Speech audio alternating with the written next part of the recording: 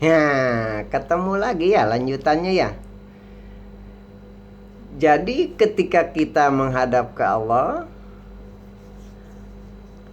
atau melaporkan perilaku kita sehari-hari dari jumlah hari tadi yang 7, kemudian sudah mampu mempersatukan yang 9 roh di dalam kolbu dan jasad kita itu, diusahakan bahwa kita ketika menghadap Allah itu khusyuk.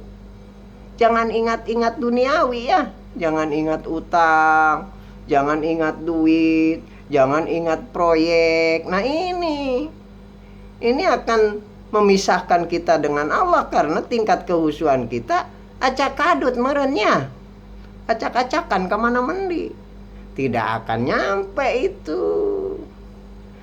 Jadi ketika kita berusaha di dalam berbisnis atau negosiasi dengan yang lain, diusahakan hati kita itu selalu optimis bahwa kita sebentar lagi akan menjadi orang kaya dan sukses. Amin, begitu.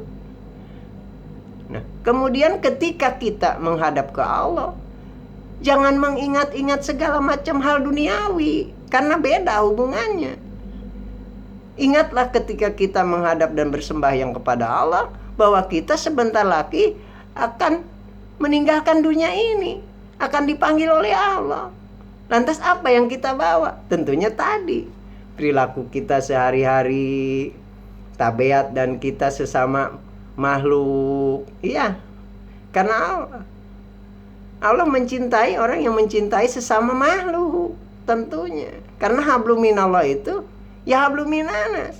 Ketika kita sering menjolimi orang lain, ketika kita sering menyakiti perasaan orang lain, ya Allah juga tidak jauh beda hitungannya. Karena sebelum hablum minallah, kita harus hablum minanas. Karena kita berhubungan dulu dengan makhluk yang lain yang diciptakan oleh Allah, diantaranya kita, dengan kemudian dengan makhluk lain dan umat lain. Kita hidup bukan sendirian ya. Begitu maha cinta dan maha kasihnya Allah kepada kita, sehingga Allah memberikan siang dan malam untuk kita beristirahat setelah kita melakukan aktivitas di siang hari. Itu adil, itu cintanya Allah kepada makhluknya yang kita ciptakan. Apa yang membuat kita selalu berkurang? Karena nafsiyah binafsiyah binikmati badaniyah. Kita selalu nafsu dan terobsesi apa yang kita inginkan, apa yang kita mau. Sementara kita melupakan betapa kasih sayangnya Allah terhadap diri kita, sehingga menciptakan ada siang, ada malam. Begitu kira-kira menurut kura-kura ya. Ya kalau seandainya tidak berkenan ya tidak masalah, namanya juga kura-kura ya, daripada membicarakan orang lain. Nah, sehingga ketika kita mengkaji dan berpikir, ini kenapa muncul pelaturan?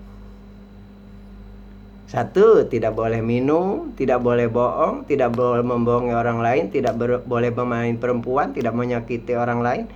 Itu pelaturan agama yang harus kita taati dan dituruti dan dilakukan setiap hari. Karena agama itu bahasa Yunani. Artinya a itu tidak, gama itu kacau. Jadi jika kita mempunyai keyakinan salah satu agama yang 5 ini, kemudian kita memilih Islam, lakukan keyakinan kita. Bagaimana tata caranya kita menghadap Allah? Tentunya mengenal diri kita dulu, baru mengenal Allah kita. Kalau diri kita saja tidak mengenal, lantas bagaimana kita mengenal kepada yang membuat kita ya? Aduh, kayaknya agak sulit gitu. Itu ya. Jadi tujuan kita hidup di dunia ini hanya mencapai mardotila, mencapai keridhaan Allah. Mardotila adalah keridhaan Allah. Lantas kita mengkaji dan membaca dari perilaku kita sehari-hari. Apakah ridha jika Allah kita melakukan berbohong sesama umat yang ada? Apakah kira-kira ridha Allah jika kita selalu berbohong dan tidak berbuat baik? Tentunya tidak ya. Nah, apa yang kita dapat? Karena apa? Innalillah wa inna ilaihi rajiun. Asal dari Allah, kembali ke Allah. Asal dari roh, akan kembali ke roh. Maka adanya, ujungnya adalah kematian. Mati adalah terpisahnya antara jasad kita di duniawi dengan roh kita. Ini masih perjalanan panjang, belum selesai ya. Gitu. Kira-kira. Nah, ketika kita memohon sesuatu, jangan memohon sesuatu, tapi mengkaji ke diri kita apa yang Allah mau. Begitu. Allah mengerti. Tidak usah diminta. Hanya kita harus mengerti pula apa yang diinginkan oleh Allah ketika kita diutus ke dunia ini untuk hidup bersama umatnya dan sesama makhluk lainnya tentunya. Gitunya. Duh, nu geulis jeung nu kasep. Ibu-ibu, bapak-bapak, neng-neng, teteh-teteh sadayana.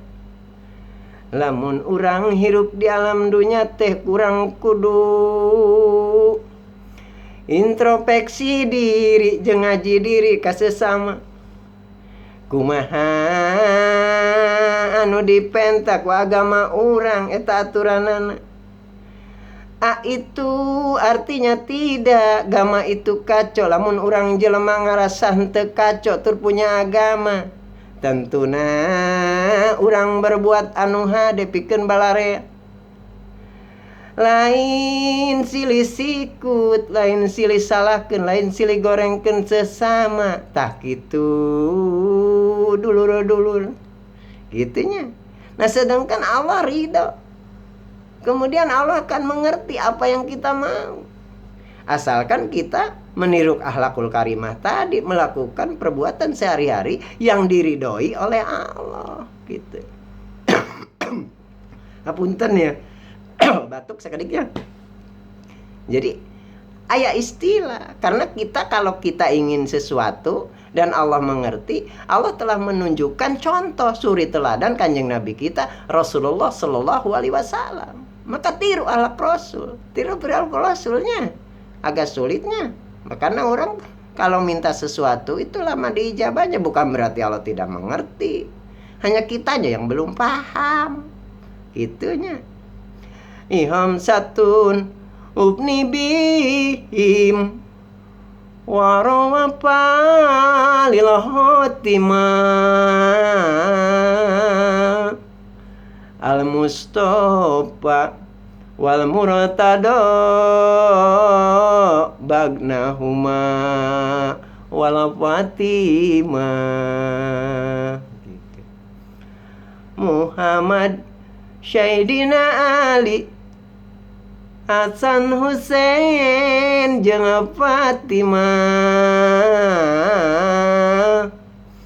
abdi nyuhun keun hibarna